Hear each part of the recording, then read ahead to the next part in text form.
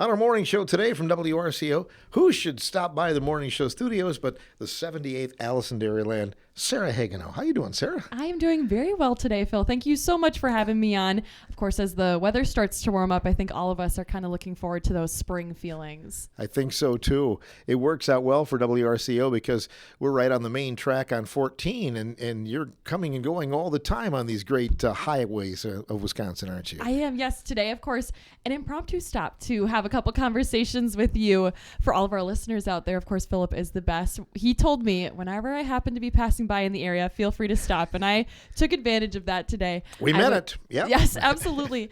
I started the morning in Viroqua with the Viroqua FFA chapter up there. They were hosting their Food for America event as part of their kind of local FFA week. So it was fun to join the students up there, sharing the story of Wisconsin agriculture with numerous elementary school students that came through in various stations. Of course, all thanks to the wonderful organization of Miss Lulich, the FFA teacher and ag advisor up there. Well, I'm impressed by, we get a lot of students through here and just impressed by what they're doing these days. Were you involved in FFA, Sarah? I sure was. That was actually really one of the reasons that I became so involved in agriculture. All throughout my youth, I was very active in 4-H from a young age. And then as I became more of the high school age, FFA was really one of those organizations that I was able to channel my agricultural passion into. I did all of the leadership development events, so those speaking contests that we know, and the career development events, so the judging contests that hit on lots of different areas within agriculture. I served as a chapter officer as well and gained so many great leadership, public speaking, and teamwork skills through all of those experiences. I hope folks had the chance to celebrate National FFA Week, which was just a few weeks ago. I know I personally was reminiscing on my time in the Blue Jacket. Did you ever drink the milk and say the cow was in the onion patch or anything like that, or no? I didn't do that one. I can't say I did that one, but of course was very involved in a couple of community outreach events, whether that was a food drive during the COVID-19 pandemic or perhaps teaching some elementary schoolers about our agricultural community with Food for America. Well, we want to talk about ginseng today because that's something that I have to be honest, I don't know a lot about. So what can you tell us about Wisconsin ginseng? And you were like most of the Wisconsin population as well. Truth be told, I actually didn't know much about ginseng until a couple years ago when my sister started running for Alice in Dairyland. And it truly has been one of those unique crops I have enjoyed learning so much about. A lot of our farmers will start to enter the fields and start their spring planting. One crop that we might not think about with this spring planting might be that Wisconsin ginseng.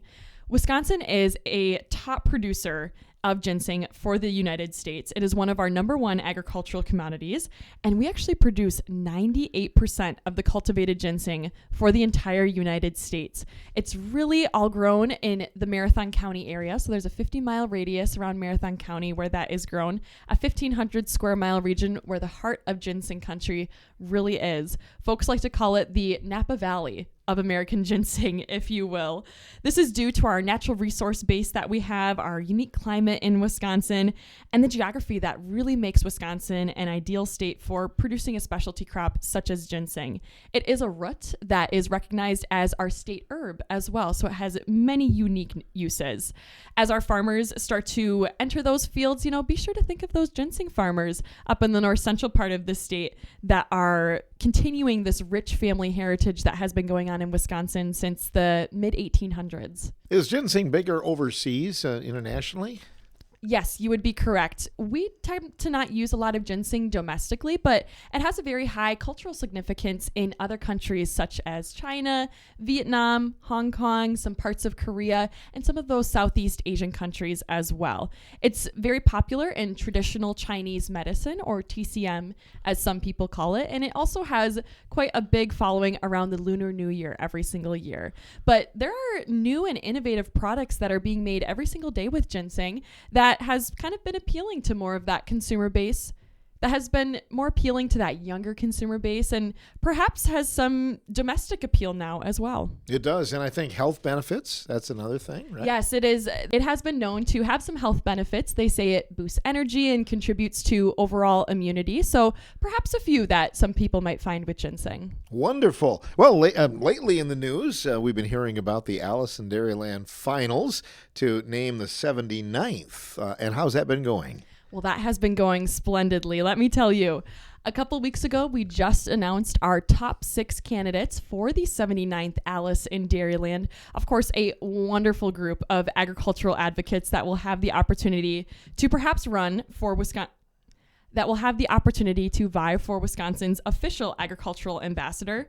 Those top candidates are Faith Bearwolf from Columbus, Kelly Herness from Whitehall, Jessica Moore from Woodville, Michelle Stangler from Watertown, Gabby Heidema from Marquezan, and Anastasia Poole from Port Washington. So those top 6 have the opportunity to now embark on that top candidate process.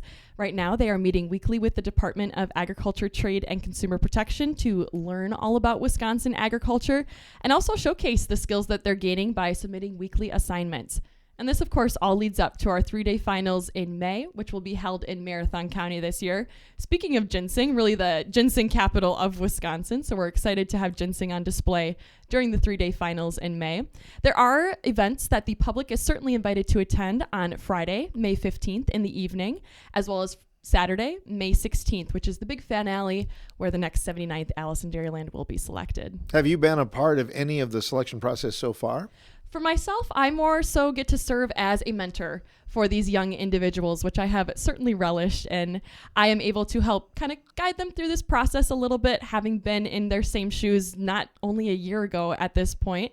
And I'm really looking forward to perhaps watching them grow and really go through that transformative process that I think all top candidates have the experience of going through. Did you know any of these young women before they entered the contest? I did have a few of them that I have connected with throughout our time in agriculture, whether it was in my own area or perhaps traveling around the state. So it's been really cool to watch them now in this process as a top candidate, because anyone who has that passion for agriculture really is able to shine on this specific stage. And it's cool to sometimes watch those people that you've gotten close with over the years now embark on a new journey. Yeah, it's quite a bit of work for them going on right now behind the scenes, right? It certainly is. They say this is one of the most rigorous yet rewarding job interviews that you undergo in your lifetime.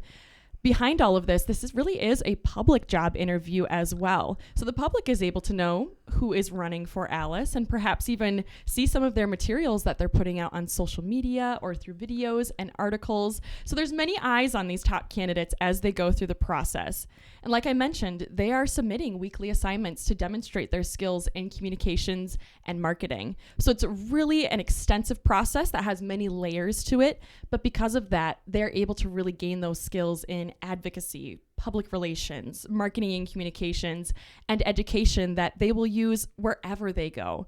One of the beautiful things about this process, too, is that no matter who becomes Alice in the end, there are 6 agricultural advocates that are well trained to go out and tell that story of agriculture no matter where life takes them. So the industry really is benefiting from these storytellers that are receiving this marketing and communication certificate on the backside of the process. Do they accumulate some points before the night that the Alice in Dairyland is crowned? Or how much do they get like that night during the contest? So throughout that whole 3-day finals, a selection panel is evaluating those top candidates. So it's kind of a culmination of points that will just come from that weekend.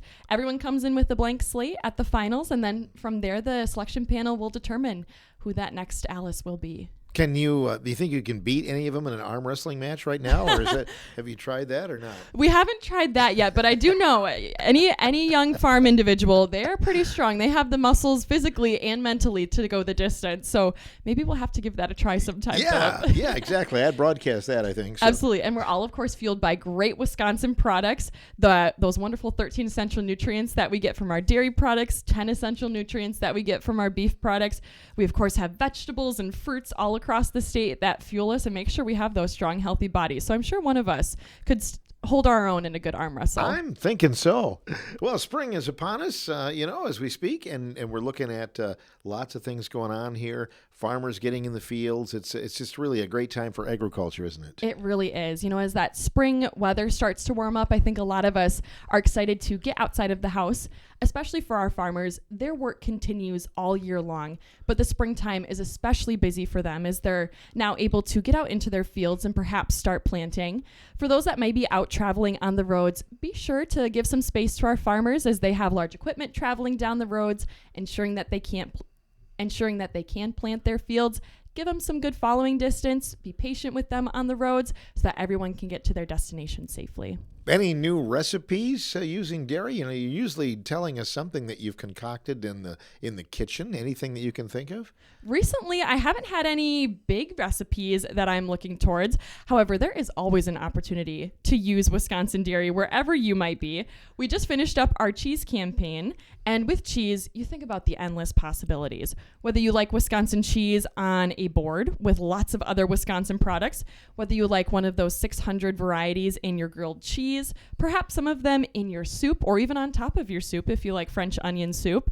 Perhaps you like some as part of your mac and cheese. Try to meld some different flavors together there, whether it's cream cheese, mozzarella, cheddar, Parmesan. You really can't go wrong with all of that lovely Wisconsin cheese that we have to enjoy. What is the best cheese for a grilled cheese, would you say? There are many that are quite good, and it all depends on what you're looking for in your cheese. I personally like to mix a couple of different cheeses at different stages. So a good young cheese like Havarti or Gouda or perhaps a Munster is really great for that ooey gooey melt in your grilled cheese. And then if you'd like just a little bit of a pop of sharpness or some good flavor, you can add some aged cheeses like aged cheddar or perhaps an aged Gouda. Maybe even some Parmesan might be good in there to just balance the flavors a little bit and give you taste in every single bite. So are you a fan of young cheese or the aged cheese? I like them all for different reasons, Philip. Okay. Absolutely. All right. Some of them, the younger cheeses are, of course, wonderful for melting. Some of those aged cheeses are better if you'd like a little bit of a bolder taste and perhaps more of a bolder pairing with different beverages and certain complements. So it really just depends on what you're looking for. What does Alice in Dairyland do as far as hobbies? Do you have anything when you're not being Alice? You know, I think just having a passion for agriculture is my hobby this year. Right. Certainly. But I will say one of the great things right now that's happening is as our March Madness tournament picks up, we're also watching local athletes compete at the state high school tournaments, whether that's in basketball, hockey, wrestling, or those many other sports that might be coming up. One of my personal interests is basketball. I played back in the day, and I love this parallel between Wisconsin agriculture and basketball because chocolate milk is the official beverage of the Wisconsin Interscholastic Athletic Association, or the WIAA. So as I'm looking at athletes across the nation that are competing, certainly I'm hoping that they're filling up with those wonderful dairy products and drinking chocolate milk as a great recovery drink. Chocolate milk is wonderful for replenishing nutrients after any workout. It has those 13 essential nutrients like protein, vitamin D, potassium, and calcium that can help you refuel for your next physical workout or perhaps just keep you powered throughout the day. So one of those hobbies, it's kind of fun to see how my interest in basketball as I played in high school is now translating to this role as Alice in Dairyland. Were you a point guard? I was a point guard. I started when I was younger. I was pretty tall, and then everyone else caught up with me. So I had to learn how to become a shooting guard and a point guard. Do you still have animals? We do still have a few animals. We have cats at our location where I live at. Oh, that's not a Wisconsin dairy. No, not a Wisconsin dairy animal. No. Right now, I personally don't have any dairy cattle, but I'm looking to perhaps get back into it at some point and help spur my passion for dairy that I've had all throughout these years. Well, we appreciate you stopping by. It's always a good visit. Safe travels to you because I know you're putting on a lot of miles. What's the odometer say right now on the Alice car? Well, right now we're at just over 100,000 miles on this particular vehicle. Of course, this vehicle is made possible by the Wisconsin Corn Promotion Board. All Alice in Dairylands have been able to travel the road in style by promoting Wisconsin corn with the Wisconsin Corn Promotion Board. If you happen to see that vehicle out on the road, feel free to give a wave. I'll be sure to wave back if I can see you while still driving safely, of course. But this helps us support our corn growers in the state since 37% of our corn does go towards ethanol production, which is a biofuel that is blended into our gasoline every single time we fuel up at the pump. So not only are you helping your engine because ethanol burns cleaner and saving some cents at the fuel pump because it's a little bit less than some of our other fuel options, you're also supporting our agriculturists throughout the state and supporting our corn growers. All right. Well, good luck to you, Sarah. We'll see you soon. Thanks so much for having me today. You bet. Sarah Hagenow, the 78th Alice in Dairyland, stopping by for an impromptu visit here today in the Morning Show studios.